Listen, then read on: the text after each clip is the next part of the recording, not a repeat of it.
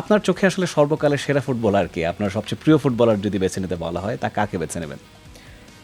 এটা নিয়ে আমার একটু ভিন্নভাবে একটু আমি বলবো যে একসময় আমরা জানতাম সর্বকালের সেরা খেলোয়াড় হচ্ছে পেলে। রাইট। এরপরে এক যুগ পরে আবার মনে করেন এসছে ম্যারাডোনা। এখন কেউ ভাবছেন মেসি, কেউ বলছেন রোনালদো। আসলে আমার মনে হয় খেলার টেকনিক, খেলার সময়, খেলার ধারাবাহিকতা এক একটা যুগের পরে যুগ নতুনত্ব আসবে। তো আমরা স্পেসিফিক কাউকে আসলে বলতে পারবো না যে সর্বকালের শ্রেষ্ঠ খেলোয়াড় কে থাকবেন।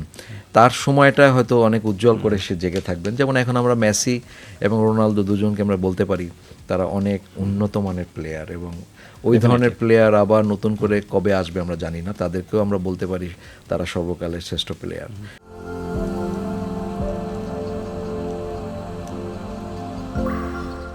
যেমন রোনালদো তার পাওয়ার এবং তার আর্ট আছে, আর মেসির আছে টেকনিক, দুটো ডিফারেন্ট জিনিস। এই দুজনের যে জাদু এবং তাদের যে ক্ষমতা খেলার মাঠে, এটা আসলেই ডিফারেন্ট। এটা আমরা এখনও এই রোনালদো মেসি খেলছেন, এটা অনেক জুনিয়র প্লেয়ারদেরকে উজ্জীবিত করবে খেলায় সৌন্দর্য এবং ধারাবাহিকতা রাখতে।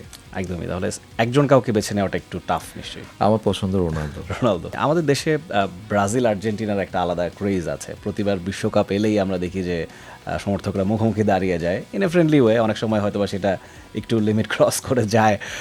এই ক্রেজটা আপনি কীভাবে দেখেন অ্যাজ এ ফ্রান্স ফ্যান? আপনি ইউরোপিয়ান ফুটবলের ফ্যান, বাট লাতিন আমেরিকার ফুটবলের দিকেই ঝোঁকটা বাংলাদেশের মানুষের বেশি বোধ হয় একটু। না, এটা আমরা সেই যখন থেকে ফুটবলে আমাদের ধ্যান আমরা খেলেছি তখন থেকেই দেখেছি ব্রাজিল এবং আর্জেন্টিনা। এর প্রধান কারণ হচ্ছে পেলে, তারপরে ম্যারাডোনা, এখন মেসি আছেন, নেইমার আছেন।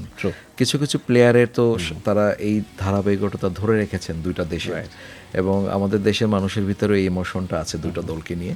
বাট এই জায়গাটায় কিছু কিছু পরিবর্তন এসছে। যেমন আমার মতোই অনেক প্লেয়ার আছেন, দর্শক আছেন কিংবা পছন্দ করে এরকম যে তারা এখন ওই দুই দলকে বাদ দিয়েও ইউরোপিয়ান কিংবা অনেকে তো এবছর মরক্কোর সাপোর্টও করছে। রাইট।